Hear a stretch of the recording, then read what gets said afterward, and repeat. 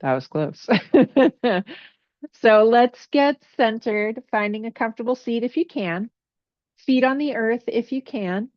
Balancing out the sits bones, lifting through the crown of the head. I've got my hands resting palm down on my thighs. Go ahead, you can close the eyes if it feels safe and comfortable to do so. Relaxing the jaw. Nice. Feeling the sits bones and the tailbone as they drop down towards the center of the earth.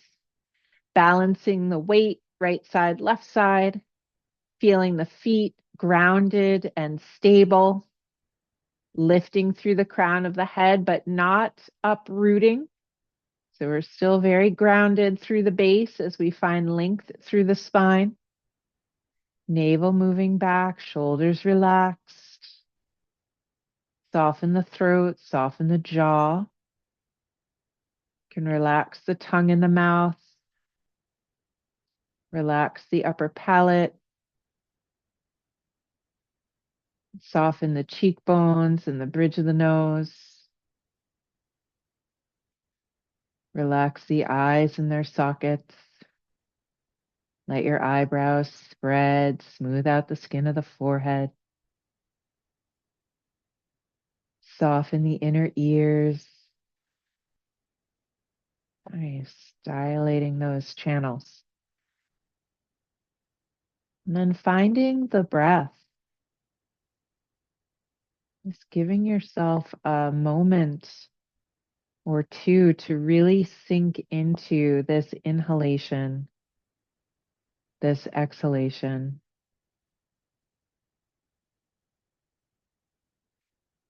Can we be so present with the breath?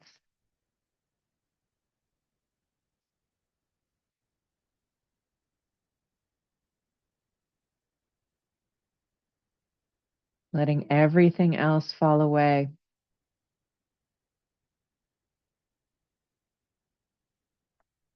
Giving ourselves the gift of presence.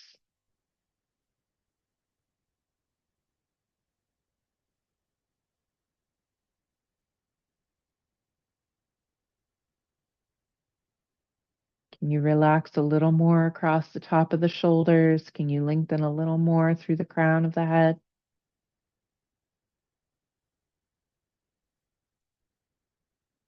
And then taking the hands together in front of the heart, palm against palm, fingers elongating, lift the sternum to the base of the thumbs, broaden the collarbones. And invite you to chant the sound of Om with me 3 times, and then we'll do our invocation. Go ahead, exhale fully, let go of all the breath you currently have. Then inhale fully to begin.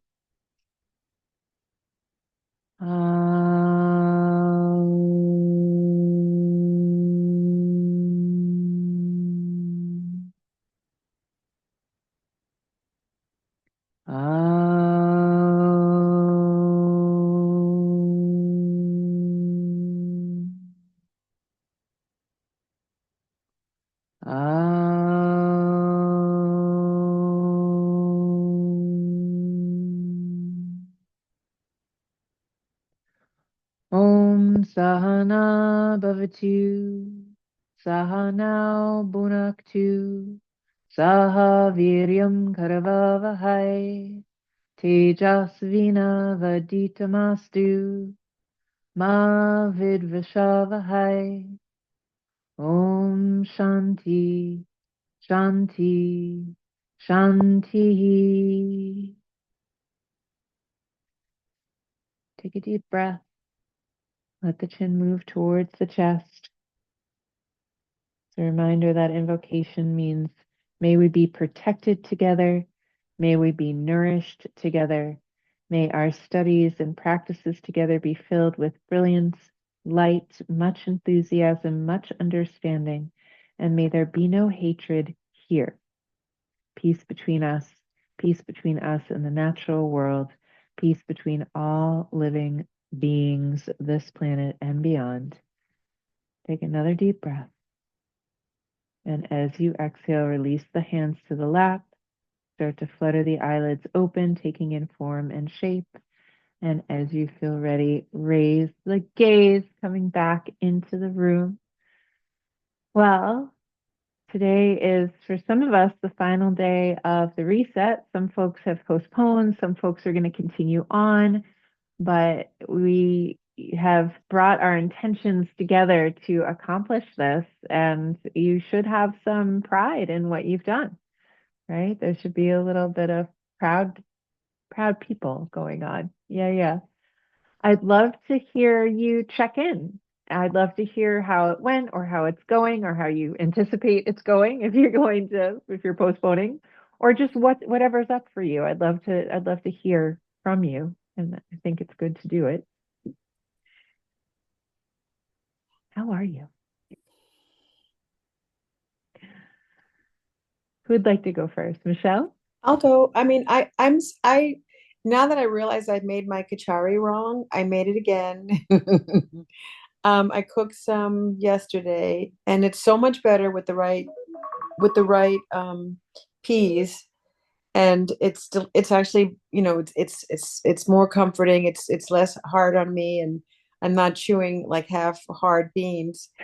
But so I made it another pot, and I'm just going to continue for another couple of days. I did have two events that I had to go to that involved eating regular food, and it I did notice that it was so hard on my body to be eating like what the way I used to be in terms of volume and also mostly volume. I feel like the volume of the food and also the variety of foods because I was eating, an entree and a dessert and alcohol and an appetizer, and my body was like, "Whoa, whoa, whoa! What are you doing?" It didn't like it, and my body didn't like it, and so I just kept promising myself and sort of trying to soothe myself by saying, "You'll have kachari on Saturday. Don't worry." Don't worry, you'll get through this because it was really like a shock to be eating like a short rib. Um, but I just gonna do it for a couple more days. I'll probably do it until, Tuesday, and then I'll stop on Tuesday. I'll go back to my normal life on Tuesday. But I really noticed without, taking all the time in the call, I just noticed a refinement of my senses. I felt like I was, especially since you had encouraged us to get rid of like a lot of other distractions. And so I felt more calm, and I felt like I could smell things more clear. Like I was really noticing scent a lot more. I was hearing things more keenly, which seems weird to say that because I only really stopped ingesting things, but I just felt like all of my senses became much more refined. Mm. And I was already sleeping pretty hard, but I feel like I even slept harder and probably a little bit more soundly because I had been having before the reset, I was having like psychedelic dreams, which Mm. was making me a little bit nuts because I was having these weird psychedelic dreams. But I feel like with the reset, I stopped having psychedelic dreams and I was just having hard, restful sleep. So that's me. I'm going to go back to muting. Thank you so much for sharing, Michelle. I think, yeah, I mean, one of the things that we're trying to accomplish with the reset is kind of clearing out all the channels. And so it's not unusual to experience clearer senses, right? And the capacity to pick up on more subtleties than maybe we did before. And really bringing the mindfulness aspect to it. Like, I love what you said about noticing how you felt after making those decisions and eating those foods and drinking wine and kind of feeling how that affected you, perhaps more so than you might have noticed before the reset because you had that kind of juxtaposition of how you felt before and how you felt after. And it's interesting. Part of our conversation today is to talk about, okay, so how do we move forward into situations like that? And maybe it's that we make different choices from the menus that we're choosing from, or maybe we choose to abstain from certain things, right? And only you are going to know what's right for you, right? So it's like we really have to feel into, now I know if I do eat like the short rib or whatever, I felt a certain way. It didn't feel good. So maybe next time I just choose like the consomme or whatever it is. I don't know what the situation was, but we have to like really feel into it. And sometimes it means you look like the weirdo at the table, which is me all the time. because I'm the one that like the waitress comes and she plunks down the glass of ice water. I'm like, nope, you got to take that away. Please bring me a cup of hot water. Right. It happened to us yesterday. And then I'm like, oh, what do you have for soup? Everyone else is ordering like this extravagant meal with, appetizers and meat and dessert. And I'm like, I'll just have the soup, please, or the whatever. Do you have like just a veg and some like, roasted chicken or something?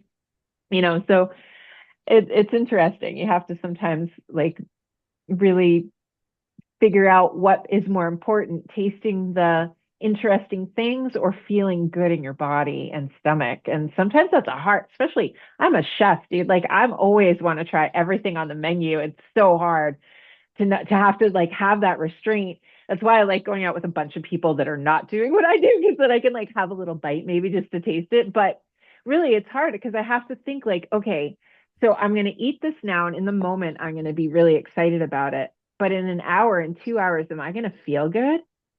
Like, am I going to sleep well? Because it's not worth it so much if I'm not, right? If it's Right. going to sit heavy, right? Well, it was funny because I think early in the reset, I might have snuck like four Swedish fish, which is my favorite candy. And anyway, I was and that was a night that I hadn't decided to cheat. But the thing that was weird about it was that sugar rush kept me up till 2 o'clock in the morning. And normally, with all the other distractions and noise in my body, I would never have noticed that because I just had alcohol sedating me or whatever the case may be. And four fish, I was like, what the heck? Why am I so awake? And I think I realized I went to see a talk with Yotam Adalengi, and he was just talking, even in the talk, about quality sugar and why we shouldn't demonize dessert. And he was just saying, like, all sugar is not created equal. And then that night I proved my point because I had those Swedish fish as opposed to like a home bake, oatmeal cookie. Right, right. Yeah, it's so interesting, right? And that's part of the beauty of the reset is it gives us that mindfulness, that clarity to really see the impact of our choices. Yeah. Thanks for sharing, Michelle. What I love that you said, Michelle, too, is that you were feeling, a certain way because of all the that you had eaten, and you had said, you know, kind of look forward to the kitchery. Like that is your new tool.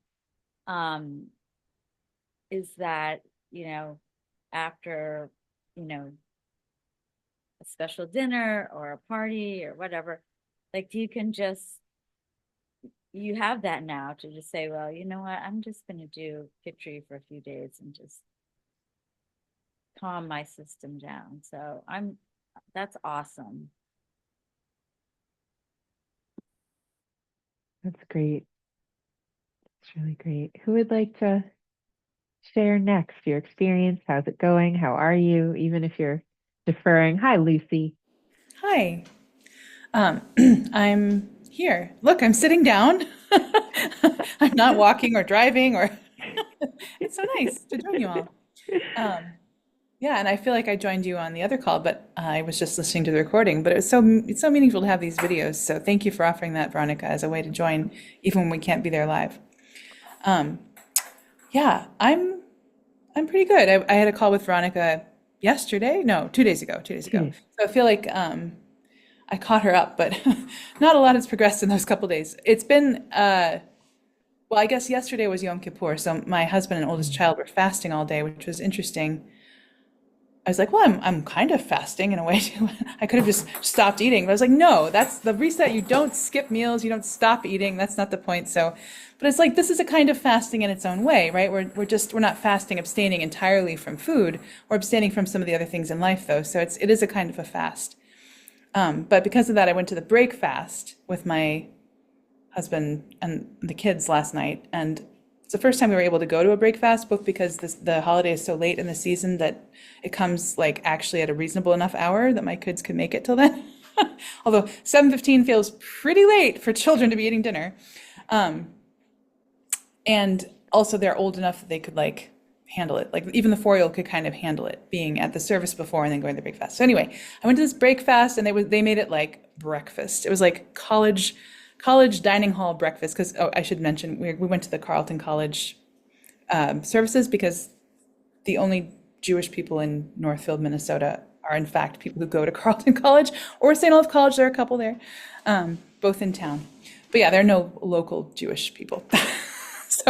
So yes, we're at the college and it's like a break fast. And normally I'd be like, ooh, like, oh, it's a chance to eat muffins or whatever. But I was like, I am not feeling the muffins. So I was like, how can I make my way through this buffet line? Because I guess I could have planned well in advance and had some kitchery ready with me to bring, but it was like way too much to add on to my day yesterday, since I was managing the kids by myself while my husband was praying all day. So I just, went with the flow, and I was like, okay, well, I can take plain scrambled eggs. That seems reasonable. I can take plain hash browns, no ketchup. That's probably just sugar anyway. So I had that, and then I was like, well, I can't have the raw fruit. So I skipped the like fruit salad. Did I have something else? I can't remember. It was like very low key, like breakfast food. So I took that. But I was eyeing the bagels because I never have bagels, and it's like such a unique opportunity to have a bagel. It's like I'm gonna buy bagels. So there were bagels, and I ate my egg and hash brown. I was like, I'm not satisfied. But I recognized that my not being satisfied was not because I was hungry. It was because I wanted the experience of eating a bagel. And like just to have that kind of awareness, that's a gift of this kind of fasting, right? Is like to realize that what the cause was. I think, yeah, Veronica was saying something about, do I really want to eat this bowl of broccoli? Like, am I so hungry I just want to eat this bowl of broccoli? Like that was your example the other day, Veronica. Yeah, I was like, no, I'm not hungry, but I want to eat this bagel. So I went back to get the half bagel with cream cheese. And while I was getting the half bagel with cream cheese, there was a little boy getting oatmeal. And I was like, oh my God, there was oatmeal. And I realized I could have just eaten oatmeal and it would have been basically Ayurvedic. But oh well. So I like took a tiny bit of oatmeal and had it in addition to my half bagel with cream cheese. It's like a repentance. I don't know. But that was my weird dinner last night. Yeah. Oh, I know. I had a small vegetarian sausage. That's right. Yeah. Yeah. It was an odd dinner, and I didn't feel awful afterward, but I definitely did not feel as good as I normally have been feeling on our regular meals. So yeah, I noticed the impact. It wasn't catastrophic. It wasn't like I ate a giant piece of cake, but it was like, yeah, it's not, the experience of eating the bagel worth it? It's a toss-up. Yeah. And sometimes we're in these situations where it's like your options are limited and you just have to kind of do the best with what you can. And it's not that scrambled eggs and hash browns, like everything is Ayurveda. You're just trying Yeah. to look for like the best quality, simplest Yeah. things Well, they you were can get.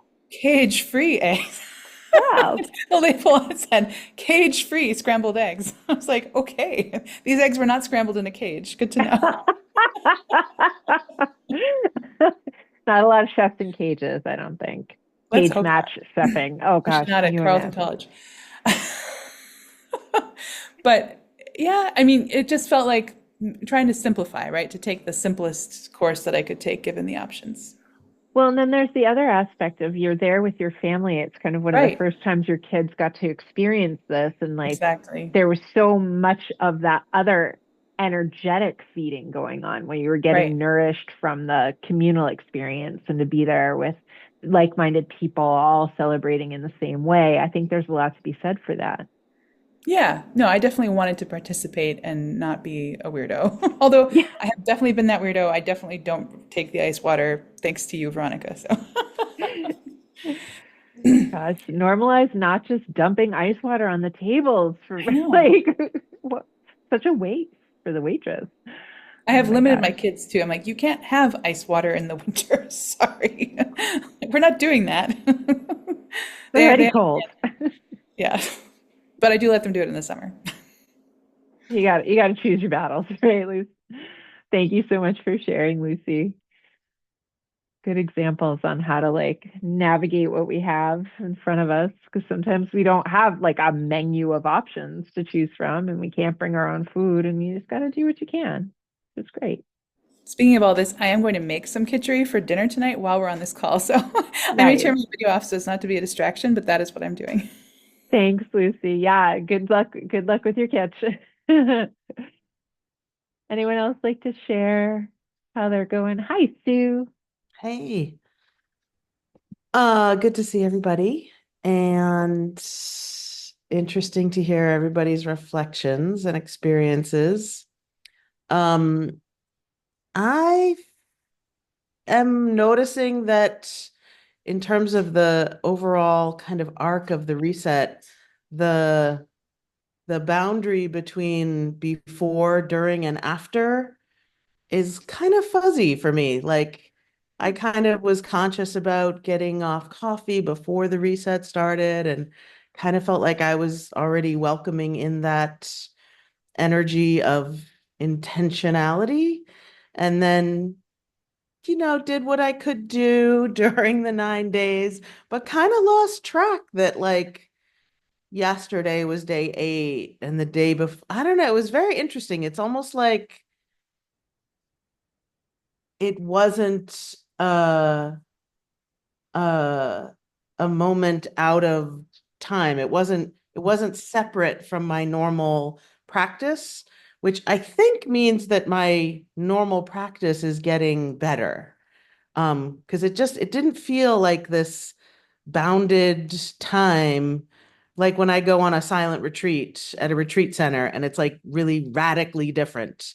This didn't feel that different. It didn't, um, so I don't know, I'm not judging that one way or another. I'm just observing it. And my other reflection is, I'm going through some old stuff to try to, anyway, I'm going through some old letters and things from like 30, 40 years ago. And I'm remembering times when my older sister, who's 8 years older than me, would say like, "Oh, I don't want that because it's got too much salt in it. It's going to give me a headache," or "I'd rather have the sugar-free." Like, she was kind of on this path way earlier than I was. And I remember finding it so precious and kind of self-absorbed and self-involved. And the time of the time I was in at that time was like, "Hey, look, we're in the world. So we gotta take what comes, you know? We gotta deal with whatever's in front of us." So it's I think my view was it's dangerous to get too sensitive to the salt, the sugar, the alcohol, the caffeine, the PFAS, the like whatever. Like you're in this world, so don't get too, it was like I made this judgment around what it means to be in the world and um ingest uh everything, the food, the messages, the sounds, and I really was very negative about her intentionality at that time.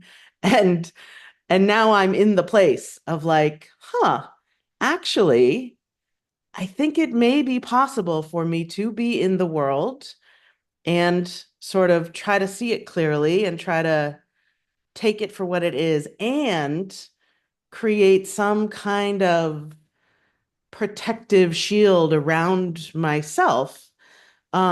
Maybe I think I deserve it more at this point in my life. I'm not sure, but it's just interesting to think back on how I perceived another person who was doing this kind of work and feeling just really dismissive of it. And here I am, like, eating my words. I should write my sister a text and apologize. That would be Thanks. an interesting practice. Thank you so much for sharing, Sue. And I don't think you're alone. Like I think that when, you know, I don't want to say like when we're younger versus when we're older, but I think there's something to be said for experiencing more of the world and kind of realizing like, oh, things have an effect on me if, and we don't always make the correlation either. If I eat this, I feel this way. We don't, sometimes we're very disconnected from that connection. And then it can feel like, well, I've got to not get too hypersensitive. And it is possible to get too clean and then be like, oh my God, everything makes me sick, right? Because you got to have like some resilience, but being able to be very choiceful. Okay, like, how do I want to feel? Okay, well, if I do this and I do this, and they're not so far off yeah, because we do still live in the world, exactly like Lucy's saying in the chat, but we also want to be able to live in the world. And if we make choices that make us sick, and you've had recently an experience of where like choices you were making you not feel well. So it was like even brought more home to you, like, oh gosh, yeah, I can't do that right now for whatever reason. My Agni's low, or I have too much ama. Because that's the other thing. The other side of the coin is like, as we live in the world, if we don't make appropriate choices or our digestive fire is tanked, we end up getting less and less able to digest the things that we were able to digest before. Mm. And that happens subtly, slowly over time. It's like, death by 1,000 cuts. But if we can get ahead of it and get things built back up, then we can start to toe that line of like, oh, all right, well, if I eat the chocolate cake, I'm going to feel sick. However, I'm at the child's birthday party, so maybe I have a couple bites and that's it, right? So then you start to toe these lines where you don't throw everything out, but you find where you can make the choices in the world that feel reasonable on every angle. And I love what you said about realizing, like, oh gosh, I was kind of judging my sister for making these choices. And now I'm making these choices. And she's 8 years older than you. Yeah. So it's like she already had some of that more experience of figuring out her digestion and figuring out how these things affected her. And, you know, uh, you got to do the best you can with what you have all the time. And so that changes as you age and as you move more through the words. So really awesome awareness, Sue, and way to be so compassionate with yourself instead of like being like, oh, I was just a jerk or whatever. You were like, no, no, I see where I was. So I think that's really important as well. Mm-hmm. Thank you so much for sharing, Sue. Who would like to go next? Tori, Charlemagne? I can go. Hi, Tori. Hey. Yeah, Sue, I think also like being in the world, you can also by being yourself in the world, not being the world, um, you can also effectuate change. Like maybe if it's just one other person, or maybe like you go to the restaurant and it's like no ice water. Someone might say, oh, what's that about? You know? Um, and Lucy, I loved your inner dialogue. It was so healthy. I just think that I think about myself and I wasn't having that kind of inner dialogue before. So it's so good. As you know, I've postponed. Um, and the weather is really getting cold and raw. So it's sort of saying, yes, bring on the kitchery. um, and I did all my preparation. I got my yogurt for the takra, and I'm really looking forward to it. I was also looking forward to the pumpkin. I make the pumpkin oatmeal, and I love that. And I alternate that with the pie, like the triple pie. It's that the pumpkin, the apple, and the pecans, I think. And I just, within a week, I'm okay with letting go of the summer and just remembering. And Veronica and I kind of talked about it. Like, remember the things that you love about fall. And um, so, I'm getting ready, and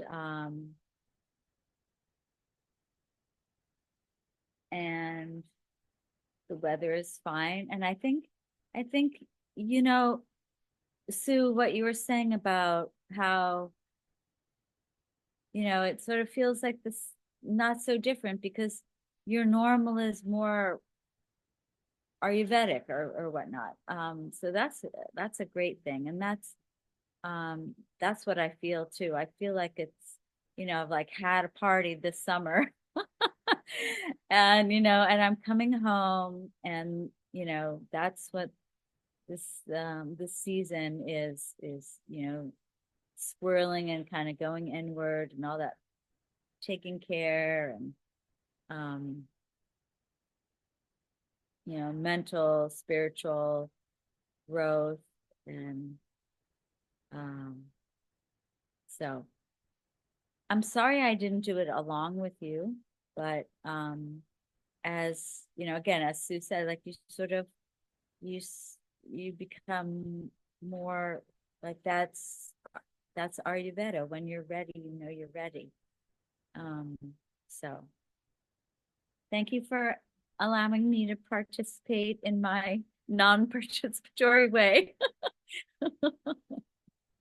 Always, Tori. And that, I think that was a deep knowing for you too, of being able to realize like, oh, starting that when we were doing it, starting on the 4th was like, oh, it felt a little much. Like it just wasn't quite time. And now you have your clear set up goals and you're ready to go and you'll go into it and you'll do your thing. And if you need support, where we are. But I think especially like Sue and Tori and Charlemagne, who have been doing these so regularly, and Lucy, who's like done a bunch of them, and some of the other folks as well. It's like you get to a point where you just start, like, it just becomes your life. Like you're just making these choices automatically, especially those of you that did the 90-day life reset program. It's like that was such a integral way to really start living the Ayurveda every day. And then that's had this effect where now you're just doing that. So coming to the reset, it's like, oh, maybe I'm getting a little more intentional. Maybe I'm being a little more direct with my food choices. But other than that, it's pretty much the same, right? Maybe I'm getting rid of a little more news and media. That tends to be the big one. The social media one creeps. Social media and sugar, man, they just creep right back in. And then you're like, oh, no, get back out. They're so insidious, right? Right. Can I just respond to Tori for a second? Of course. Sorry, I just wanted to say, I know you think you weren't doing it with us, but I learned so much from your contributions and having you be a part of this. So I feel like you were with us 100%. And yeah, just thank you for that. Yeah, it's true, Tori, because even though you weren't like doing your quote unquote reset, you were part of the group energy. And that's that container that we create together, even if you're like, you're not doing it exactly, it's still such a healing space.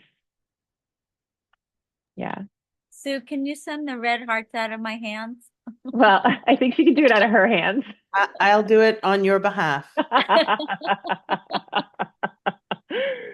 Oh my goodness. Charlemagne, do you want to say more about that? Sure. Yes, I didn't want to interrupt you or anyone else who might be being ready to talk. Yeah, I found that because it was warmer this time, it was harder for me to get into, and then just things in life were making it so. Similarly, Tori, I've had a friend living with me now in very close quarters since my surgery. The timing of things worked out in such a way that they suddenly find themselves unemployed and homeless. So I was like, we don't put friends on the street. So she's been with us since then. And she's got a 15-year-old son.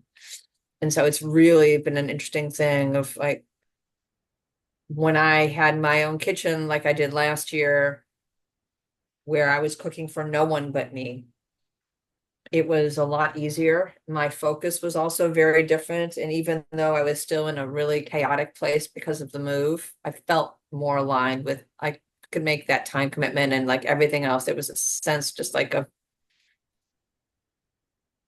easier. Like it felt like the rhythm of it was easier. This year's been a really interesting thing. Yesterday was really pretty wonky for me. In fact, I got a very pleasant surprise in that there are kids that I used to take care of in Vienna who were in town, and I didn't know. So I got a call from one of our mutual friends who's like, let's just come by. We'll go to Miss Al's because I'm fairly sure you can eat it. And so for those of you who don't know, Miss Al's is a macrobiotic place and food is really clean and really beautiful. And I was like, you know what? That would be great. Plus, Miss Al and I have been friends for decades. And so I hadn't seen him in a while. So I was like, yes, let's go. And then we get there, and at the table were these kids who are now adults. I haven't seen them since 2016. So the one who was in high school is just now getting ready to graduate college. The one who had just graduated high school is now just finished his first round of pre-med. I mean, it was just mind-numbing. So,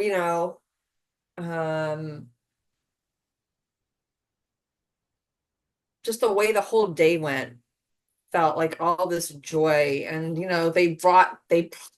they brought specific kind of like Viennese snacks. And I was just like, oh God, I'm going to have one. I'm going to give myself the opportunity to have one. I will allow myself one. But here's the thing, for those of you who maybe don't, so Vienna is the land of music, wine, and coffee, and Prosecco. So like, and chocolate, Windsor. Like, so it was like this whole thing of me going like, oh, I hate not having the things right now. Like especially since we were celebrating, it was just all this stuff. And I really realized, it's funny for me having grown up in a Jewish household. So the idea of like, these are the things I won't be eating. I was just like, I'm on board. I will not be eating. That was easy, for me. And this year I didn't, we had our break of the fast. They went and got the food at Miss Al's and brought it back. So everything was cool. But, yeah, just a feeling of that, noticing that one thing, that one small thing with a little bit of sugar in my body was like, this is sugar. It's not excessive sugar, but it is sugar. This is sugar. This is sugar. But I won't have the Prosecco. And I won't have the cappuccino, like those feelings. Which otherwise I don't have a problem with. Like if I'm in my regular life, it's the being with people. And even at the holidays last year, it was not a thing, but it was like this particular situation where I really felt kind of like weird. And that for me in my own self was weird because I normally don't struggle with that. So it was just lots of weirdness. But also just the rhythm of how the weather has been like warm and then cold. Like, yeah, I couldn't believe it last night. Yesterday when I went out, it was 70 degrees. And when I came home, it was 45 degrees. It was like, what the wait. And then this morning. So, yeah, I'm just feeling like my longer stint of kitchery will be more intentional and better. But it's that feeling of going, well, that happened. So today's another day. It's a new day. And we'll just start again. Start fresh today, it'll be fine. But also just feeling my own energy, and I think the recognition of feeling more of a desire to go inward this year, like really deeply craving quiet, craving like nourishment. There are a bunch of things that were said in our last get together about that deep nourishment. And I unexpectedly led a meditation this week that I was calling it like being nourished all the way down to the soul. Like nourished so much down through the bone, beyond the physical, beyond being nourished to the bones. Like we've heard that expression, but like, what does it mean though to be even more? And I'm feeling like that desire to really explore that more is growing. So I want to thank everyone also for all of what they've shared, because I'm hearing echoes of that in different ways. And it's really beautiful. And I feel less like, I'm in this other place. Because yeah, the other thing that's happening is there's other friends who are getting ready to like do the big Thanksgiving. There's already talk of this. Thanksgiving is coming, and then winter holidays coming. And I'm like, I can't even think like this right now. And I will let you know now. And one of them asked me, are you going to be eating this year the way you ate last year? Like the sarcasm. So Sue, like I really resonate like what you said. And it's funny, when I was a kid, I realized this is getting long, but I feel like I wanted to say this to Sue. When I was a kid, I had such a thing about the animals. And I went through a phase from the time I was about 16, 17, when I was like, you know what? I'm going to stop eating meat. my parents freaked out. So you have to realize this was the early 80s. And people were just like, this is absurd. We only those weird granola eaters are not eating the meat. They're like, what do you mean? Especially in Detroit, Michigan, no one had heard of this. This is not a thing. So I remember that feeling. And then, I've gone through various phases of that, of letting go of those things, and that feeling of recognizing also where I've looked at certain people in my life who were like raw foodists, and I'm like, you are out of your ever loving mind. And just then having to come back to myself and go, that's not really fair. Like, remember how it was for you, and everyone's got to do what they got to do. So yeah, just resonating a lot and talking a lot. So I'll stop now. Thank you. You're fine, Charlemagne. And thank you so much for sharing everything you did. And I loved that nourished right down to the soul.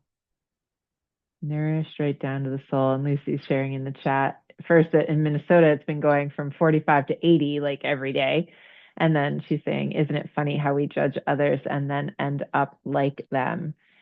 And yeah, I mean, it definitely happens. Like I have to, we all have to work on those judgments, like, right? Because they're these snap judgments that we're just like, oh God, these people are out of their mind. And, and it's like, then we're like, no, because we've all been there, right? We're just people, and it can be hard too. Because I mean, in my clinical practice, I watch people make food choices that are like literally killing them. And it's like, you can't, no matter how much I tell someone like don't do that, they're going to do what they're going to do because they're that's their autonomy, and that's part of why being human is amazing, is because we have this autonomy.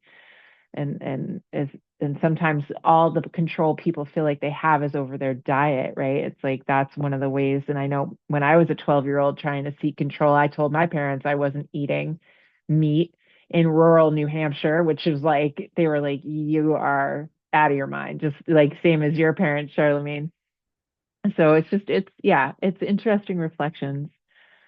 And you do get the weirdness from the people who are more mainstream. It's like when you're like, no, I'm not gonna participate, and I'll come to the holiday, but I don't feel like I can eat that food right now. Like my body isn't capable or whatever. And to have them be like, what do you mean? And like give you a hard time. And it's like, can you just let me make the choices I need to make? And that's part of what our next steps are in moving out of the reset into what will start I mean, it's Canadian Thanksgiving tomorrow. Like that's, for our Canadian friends that are going to listen to this later, it's like this is where we enter the holidays of food, where it's like food becomes front and center, and it's all about indulgence, and it's about, sugars and treats, and oh well, I deserve it, right? Like we get these mindsets around things. But again, I go back to what we talked about at the very beginning of the call. It's like now you know how you feel when you make different choices, and you know how you can feel, right? You know what's possible now. And some of you have known this for a long time. Some of you, it's a new experience. But either way, we need to be reminded, because you do A, you'll get B. And for a long time, you may have been desensitized to it and not really notice the effect, or you're numbing in some way, whether it's with media or sugar or alcohol or drugs or whatever. So you don't really notice all the effects until you start stripping it away and really looking at the hard truth of whatever it is. And so that's another part of the whole reset project, or the whole reset process, is that we really get the opportunity to pick everything apart. And so now as we move into the rest of our lives, right, like until the next thing comes up, it's all about how do we want to move forward? What worked for us? Well, now we know we have Kitchery. Okay, I had a day of indulgence. Now I'm going to do Kitchery for a couple of days, try to get back on track. All right. Oh, I actually don't feel like I can digest whatever we're going to have at that place, so I'm going to make my own food and bring it with me. I've learned in my years, like if you're going to a friend's house and they're having a dinner party and they've invited you and you're like, actually, I'm not going to be able to eat any of that food. Do you have any problem if I bring my own stuff? I'll bring enough to share if people want to try it. most people are like, yeah, sure, please take care of yourself, right? Like a real friend wants you to take care of yourself. They don't care what their agenda is. They want you to come and feel good. So don't be afraid to speak up, stand up for your own needs. I mean, that can be really hard to do, especially in the face of family and especially in the face of like long-term patterns that you've had to kind of manage. But I'm hoping part of what's happened for you in those last 9 days is that you feel a little more empowered to have ownership of that autonomy over your dietary choices, your social media choices, your alcohol choices, whatever it is, so that you can actually make choices that support your goals rather than just going along with whatever everybody else is doing. Right? Hi, Tori. Yeah, it just occurs to me that, what what we're kind of talking about is, we're just trying to say this is how I want to live right now, or this is how, I mean, we're just saying what we need for ourselves. But I think if it's different, and instead of someone who has a different mindset or food value thing, instead of just saying like, oh, okay, that's how you want to do it, they take it as though you are criticizing their choice. It's like, you're like, I just want, warm water, tepid water and soup, instead of just saying, oh, that's how, you want to live. That, rock on, but it's not. It's like, oh, well, are you criticizing how I mean? And it's not, but I think it's that, then the mirror, people are uncomfortable looking at their choices and, um, uh, yeah. So it's funny. You're just, taking care of yourself, but it can be easily flipped. And no matter how old we are, I'm 63 and there's still like peer pressure. Um, so it's just funny. Yeah, I think there's something to be said for that because what happens is when you're making a choice for your health or whatever it is, and you're doing it in front of people who aren't also making that choice, and maybe their choices are questionable, and deep down they know, like, right? Because what I find is when I do this in front of, like, okay, so Charlemagne said, long time learning the lesson of those who matter don't mind, those who mind don't matter. And it's interesting because I know, like, when I'm with people who are secure in themselves and they're doing what they feel like is actually healthy for them, they don't criticize my choices when I'm like, I'm not going to eat that way. They're just supportive.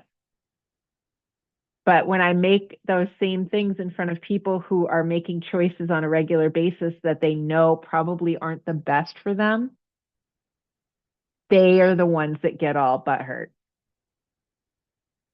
Like I think about my dad all the time who won't eat fat but thinks sugar is the best thing ever. And I'm like, Dad, your issues that you have 100% come from the amount of sugar and alcohol you consume. And the fact that you won't eat a freaking avocado because you think it's going to give you heart disease. I'm like, well, you have it twisted, friend. And then I'll be like, I'm not going to eat that today. And he's like, oh, what? You can't eat a blah, blah, blah. And I'm like, no, because it'll make me feel sick. I don't want to do it. And so, like, I'll get pushback from him, but he knows deep down that he's making decisions that are actually bad for him. But he doesn't want to change because people don't want to do the work a lot of the time. And a lot of people do, but they don't know how or whatever. I'm not judging anyone. I'm just saying that, like, this is what I see. It's like people who are making good choices and are secure in what they're doing will never judge you back for whatever you're doing, right? They're just going to be like, rock on, keep going. Hi, Sue. Yeah, I think I want to just double down on this because it's sounding from what you guys are saying to me that following an Ayurvedic program for a short term, for a long term, is actually a growth agenda around emotional intelligence in a way, because and I don't think it's binary. I don't think it's people who get it and people who don't. I do think it's a and it's not just a spectrum, it's also like an arc because I might have been the person who didn't get it and then gradually over time but that's a personal growth issue. It's an awareness, it's a self-confidence thing and practicing this. I'm sort of thinking out loud here, but like practicing eating this way is practicing being in the world in a certain way. And um, so I think the thing I wanted to say, Veronica, is that it's really helpful to those of us who are in your programs to get like, not just this discussion, but like, please draw pictures for us. Like, please make this so concrete and so clear. So what you just said about going to the party and saying, I'm eating a certain way for my own health. I'd like to bring some food and I'm happy to bring enough to share. Like that's really useful for me to put in my pocket. I was recently at a dinner party where somebody brought their own food and then another guest saw what they were eating and was like, "Oh, did I miss that on the buffet? That looks really good." And then the woman, and they didn't know each other, and the woman was like, "Oh, no, I just brought this for myself." But it was awkward and it was like awkward to witness and I mean, it was like this could have been handled differently. And I was also thinking of last week when I was bringing my kitchery to work, and my boss was bringing coffee cake for some meeting or something. He's like, "Yeah, yeah, no, Sue's not going to have that. She's having her porridge right now." Which was respectful. He was like trying to be supportive. He was joking a little bit because he doesn't really get kitchery, but I just think the more you give us, because we're learning. I'm learning. I can speak for myself. I'm learning how to do this. I'm learning how to do this in the world. So having like actual phrases and actual tactics to make this possible outside the bubble of my little kitchen here is just super, super helpful. I'm writing down what you just said. Tactics and phrases to make it possible outside our own kitchens. And it's so true. I have something to add to the conversation a little bit. I definitely, what I also realize is that for me anyway, especially since I've been so hyper focused on feeling and being tuned in, I've had to be also equally as focused on not being too much of a proselytizer because I feel like just because I found Jesus or whatever doesn't mean that anybody else wants to hear it. I think that's the thing about, I think, Veronica, you were saying about, we're all human and we have sovereignty. There isn't one path to what you're describing. There are multiple paths. People can choose different paths. And I think maybe the path we've chosen is this Ayurvedic path, or, my sister has chosen another path. She's also like giving up sugar. She's noticed like the sugar has not a weight loss, but when she is not eating sugar, her body is not as inflamed. So she's noticed like her C-section scar literally when she eats too much sugar, there's a lot of bulging around her C-section scar. And then when she eats the sugar, her stomach gets flat. And she's like, I don't even know when she gives it up. She's like, I don't even know why this is happening. No sugar, and I have no bloating, and my C-section scar is not irritated. When I eat sugar, there's bloating, and then my belly is protruding on either side of the C-section scar. She's like, so now she's just experimenting with having less sugar, but everyone has to sort of get there their own way. So I think also part of this, at least for me, is holding my own counsel and resisting the urge to say that I found God or something, because I think that is what makes people hate you and judge you around your choices, to be honest, because who wants to hear it? Nobody wants to hear that you found whatever you found, unless you're amongst your brethren or sistren in this case. I just think to me, you have to be careful how much you start standing on your soapbox. Because I just don't know. We have found something that works for us. Is it for everybody? I don't know. I don't think so. I think we just have to let people make their own choices. And who knows, maybe that burger and that beer is making them have joy, and that's what they value over feeling. Maybe that's what they value over what we're experiencing in terms of, a keen sense of feeling and hearing and experiencing. They may be like, I really like the feeling of this burger and this beer in my belly, and I can't say that I'm better. That's all I'm saying. Thank you so much for sharing, Michelle. And you had some incredibly salient points. And there's a couple things I'd like to say about what you said, because you just brought up some super brilliant things. So one of them is that it literally says in the classical text that you should sooner put a hot poker in your mouth than give advice that's not asked for. Right. So that's what you're saying about like not proselytizing. It's like it literally says in the classical text not to do that. Right. Because you got to let everybody get to where they're getting, however they're going to get there.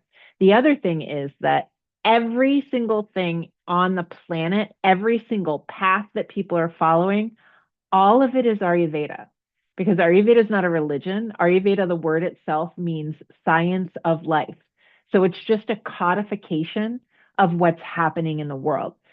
So like every pattern, macrobiotics, vegan, like it all is Ayurveda. It's not that one is or one isn't. Yeah, respect everyone's journey. Exactly.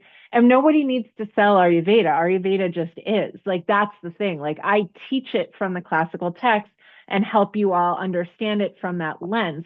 But there's never anything that I'm never gonna say it's not Ayurveda unless it's someone that's like saying something's Ayurveda, but it's like the opposite, like somebody telling you water is dry and fire is cold, right? Then we're going to be like, no, it's not. But to your burger and beer, my teacher, Dr. Chauhan, used to tell us you can eat anything you want as long as you can digest it. And I think that's really the basis of Ayurveda. Like you can eat whatever you want as long as you can digest it, right? But if you're not digesting it and you're coming up with symptoms, then you're starting to like have to figure out how to get around that. And that's what you're kind of talking about. Everyone has their own path to try and work their way around those symptoms.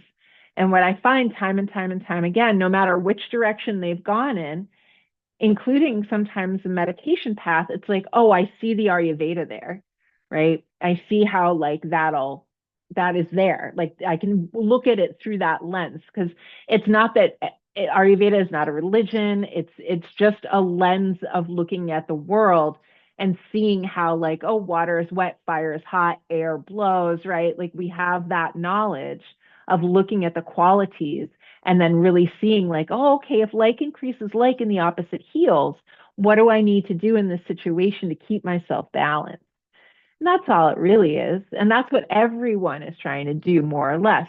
They're trying to find homeostasis emotionally, energetically, physically, digestively. Everybody's just looking for that because that's what creatures in the world do. We're looking for homeostasis, right? And then to Sue's point, like the idea of like having, I love the idea, and I do this all the time. My wedding was a potluck, and Mona made kitchery so that we would have kitchery for the people at my wedding who might want to have kitchery, right? Like we covered all the bases because we were like, let's have kitchery enough for everyone if these people want kitchery, right? Like, and the next day, all the hungover people wanted kitchery. I'll tell you what, like it was BYOB, like we didn't have any alcohol, but like people were able, I mean, if people camped out, my wedding was like a free for all. It was insane. But at the end of the day, it was that idea of like, we wanted people to have other choices. And still to this day, if I go to a potluck and I'm eating kitchery, or I always bring something I know I can eat, but I bring enough for everyone. And I love that idea of making tactics and phrases of how to make it possible outside our own kitchens, outside our own little bubbles. So I will definitely throw that into my hopper. Well, we are a little bit past time. Yeah, the attunement can feel religious, right? And there's none so vocal as the newly converted, so to speak, right? The people that have just found it are like, yeah. But the thing is it is all, everything is Ayurveda, and it's all there for us to look at, right? We don't have to, and sometimes it's very, right, we want to convince ourselves what we're doing is right. So we talk about it a lot and we try to like get everybody else on board so that they can help like back us up because we want confirmation bias. When I was vegan, whoo, I was militant and terrible, and no one wanted to talk to me ever because I was just like vegan, meh, meh, meh, meh, meh. And I was like, now I know why nobody likes vegans. Um, sorry if anybody's a vegan. I don't think you are. You wouldn't be here if you were. Anyway, we're running out of time. I just want to say with so much gratitude, thank you for. Sorry, Lucy. Vegans aren't welcome at this research. No, vegans are absolutely welcome. But generally speaking, I've never met a healthy vegan. I was not a healthy vegan, and I've never met a truly healthy vegan. There may be out there, but I don't find them. And I find that like I don't know how many in the beginning, especially my clinical practice was made up of young vegan women who could not conceive, who were not getting periods anymore. I had a vegan in my practice who was so stringently vegan, her retinas detached and she was thoroughly blind. And if she had just ate a little bit of animal product, it wouldn't have happened. She became so dry and everything became so rigid. We could see from an Ayurvedic perspective how her body just like shut it all down and she was blind. She was blind because she was militantly vegan. It was insane. Yeah, it's tough. Maybe there are healthy vegans out there and God love them if there is. But yeah, both Mona and I, we have to like be careful because that vegan soapbox is very tempting, especially because I was a militant vegan in the military even. Like I had them get me vegan boots. I made them ship in vegan food when I was deployed. Like I was so bad. And I got wicked sick and depleted. I weighed like 120 pounds. I'm 5'9". I had no right weighing that little. Anyway, going off topic. What I was saying is that I am so grateful for all of you. I'm so grateful you showed up for yourselves. I'm grateful you showed up for each other, however you did. I'm grateful for all your honesty and your beautiful sharing and your open hearts and open minds. And just congratulations on getting to this point. Congratulations on continuing to value yourself and to continue crafting a life worth living. I love you all so much. Thank you for being here. Beautiful. Charlemagne is sharing in the chat. I've said this for years, especially when I was working at Cambridge Naturals. Every person who came in and started talking about their symptoms and were super rigid about not trying anything else, I could literally smell that they were vegan and unbalanced. I had lots of love and compassion for them, and you have to. And I have lots of love and compassion for all of you. Couple things, and I'll post them about them soon. I will be doing a pre-holiday workshop where we just talk about tips and tricks, and I'll have the handout will have recipes that you can make that will be holiday recipes that still will fall into eating a healthy way. I am doing the Life Reset Challenge again this year. So that's the 3-month program that starts January 1st and goes to March 31st. So all the information will be coming out about that. And if you've done it before, there'll be a discount code. I'll be taking a few people on discount for that have done it before if you want to join in again. Other than that, you know how to find me. If you have questions, please reach out. And if you're due for signing up for your consultation, Charlemagne, then please do it soon so that I can see you. All right. Any last questions or? Thanks, everybody. Yeah, thank you, so thank you. much. This was a great, I have no regrets. I loved what I did. I love what I did, and I definitely am walking away with greater insight. Thank you. Good. Thank you, everyone. And my hope is that I'll send out a survey in a couple of days. You can let me know your experience and tell me what you'd like to see improved or things that you would like to see in next reset in spring. Other than that, I love you all. Take good care. Thank you. Thanks, everybody. Bye, everybody. Everybody. Bye. Thank you. Bye. See Good you job, again. y'all. Bye. Bye.